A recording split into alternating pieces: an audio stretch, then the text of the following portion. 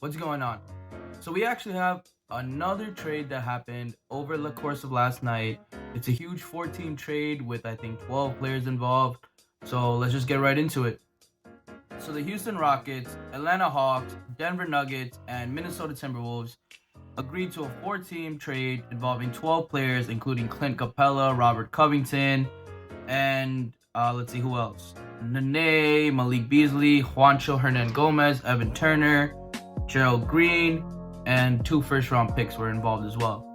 Now, Clint Capela is going to Atlanta, Robert Covington going to Houston, Shabazz Napier, Keita Bates Diop, and Noah Vonleh to Denver.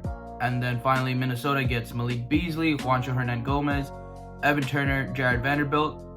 I believe Denver also gets a pick, and Minnesota also gets a pick. I think Denver gets Houston's pick, and Minnesota gets Atlanta's pick. Okay, so to break it down, really, the biggest winner from this trade, I'm not really sure. I don't really like I like the fit of Robert Covington in Houston. I think his numbers will be okay. I think they'll probably go up. He'll definitely play a lot more minutes compared to what he did in Minnesota. The one downside is the Rockets traded away their big man. They're missing out on 14 rebounds a game, 2 blocks a game. Their rim protector, really. Their pick and roll player with Harden, with Westbrook to get someone going toward the basket. Now, basically, they're going with small ball for the rest of the year. PJ Tucker is going to be their starting center.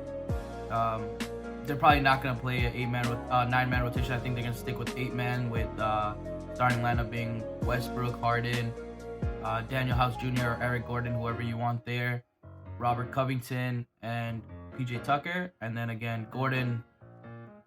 Yeah, I think Daniel House will start. So Gordon, McLemore, and who else? Maybe Hartenstein. They did get Jordan Bell. I don't know if he'll really play. He didn't even play in Minnesota. I feel like I'm missing somebody. Regardless, I think the Rockets are going to stick with 8-man rotation. They're not going to play many players. D'Antoni always plays his starters a lot of minutes. It's really interesting. Harden, he really loses his pick and roll threat. Westbrook, he's a slasher always, so it helped with the pick and roll with Capela and then being able to dish out. Robert Covington is going to get a lot of 3-point attempts. Now, the one issue with that is Robert Covington, he hasn't been the greatest shooter percentage-wise. He's an amazing 3-and-D guy, but so far this season, it's been really, really disappointing. His numbers just aren't translating. Now, the Rockets are taking a huge chance with this deal because, again, they lose out on their big man, Clint Capela, 14 points, 14 rebounds, and 2 blocks, and they get back Robert Covington, amazing defender, can get some steals, can get some blocks, and his rebound should go up in Houston. He is playing now next to PJ Tucker, so he's going to have to rebound the ball more as well. I believe he's probably going to be the tallest man on the court for the Rockets. I think he's 6'8". Everybody else is about that height, 6'6", 6'7". I think PJ Tucker's 6'5". Very undersized, but he's a really good defender, so it'll work out from a defensive standpoint. From a rebounding standpoint, it might really hurt the Rockets. But they want to commit to small ball. And Daryl Morey, he's one of the best GMs in the league, I think. I think he's one of the smartest guys. He's very statistical, very analytical. And I don't think he's done. He probably might make another trade. I think they can hit up the buyout market. There's lots they can do. But he's kind of a genius when it comes to this stuff. So I think it's a bad move for Houston solely because they lose out on their big man. And now if you do go into playoffs with your small ball lineup, you have to guard Anthony Davis with PJ Tucker. You have to guard Rudy Gobert with PJ Tucker. You have to guard Nikola Jokic with PJ Tucker. And not that they're going to drop 50 points on PJ Tucker. It's just they're going to out-rebound PJ Tucker like crazy. Moving on to Clint Capela going to Atlanta. This is pretty big. They get the center that they needed. I thought the Hawks were just missing a young center that they could grow with. So now they're going to have a starting lineup of Trae Young, Kevin Huerter, DeAndre Hunter, John Collins, and Capela. Now, I think Capela's rebounding numbers definitely are going to go down in Atlanta. Same with John Collins. They're both really good rebounders. They're going to take some rebounds from each other. Now John Collins is basically strictly a starting power forward. Maybe play some backup center, but then again, the Hawks have Alex Len, Jones. I think they have another center as well. Bruno Fernando, there we go. So it really hurts them. But Clint Capela, he should be fine there. His usage rate may go up a little bit. I don't know how much, if he's really gonna score much more over there. Pick and roll wise, instead of Harden passing the ball, now it's Trae Young. Instead of Westbrook, it's Trae Young. So that might not really affect Capela. It's just his rebounding numbers will probably go down. John Collins' rebounding and block numbers may also go down. But overall, I think this is a really good trade for Atlanta. I think now they have a big man to grow with. They're a really young team. Clint Capela is pretty young. So I think this is a pretty good trade for Atlanta. They really only lost Evan Turner and their pick. It wasn't even their pick. It was the Nets pick. Lottery protected Nets 2020. So if the Nets miss the playoffs, then I think it goes to Minnesota. Yeah, it went to Minnesota. So if the Nets miss the playoffs, Minnesota gets... Is it Minnesota? Yeah, Minnesota gets that pick from Brooklyn. Now, it's a mid-round pick. Minnesota, they wanted 2 first-round picks for Robert Covington, and now instead they traded him for a mid-round pick, Malik Beasley, Juancho Hernan-Gomez, Evan Turner, and Jared Vanderbilt. Again, I also don't think Minnesota's done, but we'll talk about that in a little bit. Clint Capela for basically a mid-round pick and Evan Turner. That's a steal for Atlanta, in my opinion. They gave up a mid-round pick from Brooklyn, gave up Evan Turner's big contract, so that really worked out for them. Again, I think it really only affects John Collins' rebounding numbers and block numbers. Overall for Atlanta, I would say this is a great trade. Moving on to, let's just talk about the Timberwolves. Now, the Timberwolves wanted to trade Robert Covington and wanted 2 first-round picks in return. He was pretty wanted all throughout the NBA. Rockets wanted him, obviously. Sixers, who else? I believe Clippers. There were tons of teams that wanted Robert Covington. He fit in a lot of systems, very good 3-and-D guy. Doesn't shoot the ball that well, but amazing defender. So they wanted 2 first-round picks. In return, they only got 1 mid-round pick, which is the Brooklyn pick. Now, I would say this is really interesting for Minnesota. They traded away Robert Covington. They traded away Jordan Bell, Keita Bates-Diop, Shabazz Napier, Noah Vonleh. Yeah. They traded away those 5 players and got in return Malik Beasley, Juancho Hernan-Gomez, Evan Turner, and Jared Vanderbilt. Now, I think this is a big loss, I would say, for Minnesota. They lose out on Robert Covington. They didn't get what they wanted for him. He has a really manageable contract. They could have waited out till the draft. They could have seen what they got there. I think this is kind of a hasty decision by the Timberwolves. Maybe they're really desperate and they want to try to trade again. But losing one of your biggest trade pieces in Robert Covington, it really hurts that, I would say. I know they were in the D'Lo talks, and now that's probably stalling a lot because now, especially, Houston has no reason to partake in that either because they already got their guy. Now, Minnesota's left with Wiggins for D'Lo, and I don't think that's the right move either. Yeah, you can trade D'Angelo Russell for Wiggins, but now your entire front court is gone. You don't have Jordan Bell anymore. You don't have Robert Covington anymore. You have Juancho and Georgie Dieng and Cat. I think that's it. Those are all their big guys. And that's a big loss, I would say.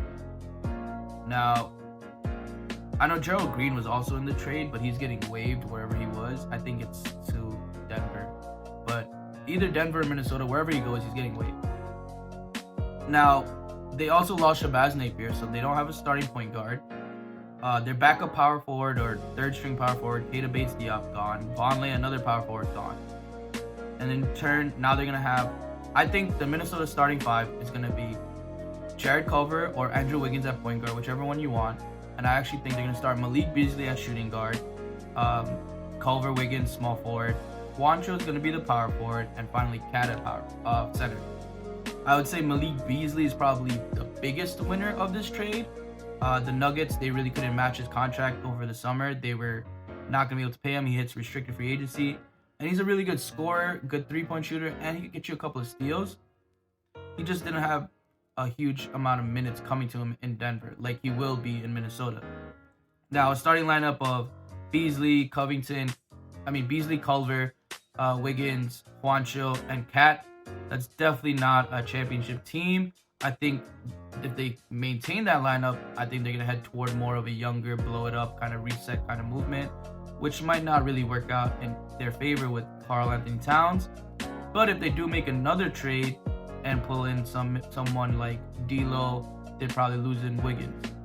And even if they do lose in Wiggins, I think Malik Beasley will still start at the shooting guard, and Culver will move over to small forward, and D'Lo will start at point guard. So I think Malik Beasley, biggest winner out of the trade.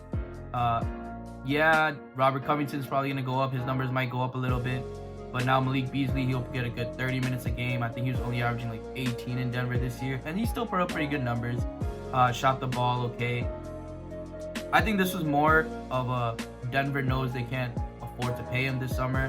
So they just did right by him by trading him to a place where he would get a lot of burn, a lot of minutes, and the opportunity to shine.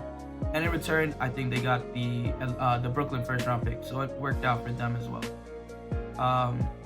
Now Denver gets just Gerald Green and the Houston first round pick.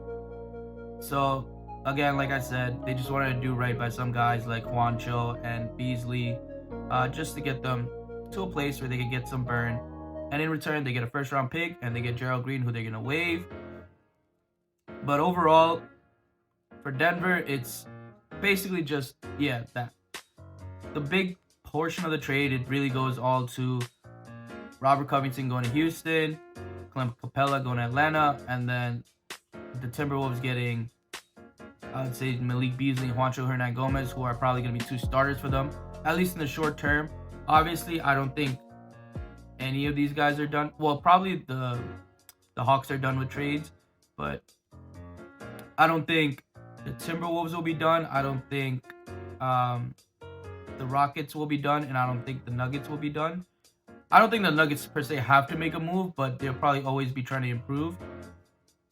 Houston, I really do think they need at least a backup big man. Okay, if you're going to start PJ Tucker at center, go ahead and do that for your small ball lineup, but sometimes you might just need a big man to come off the bench.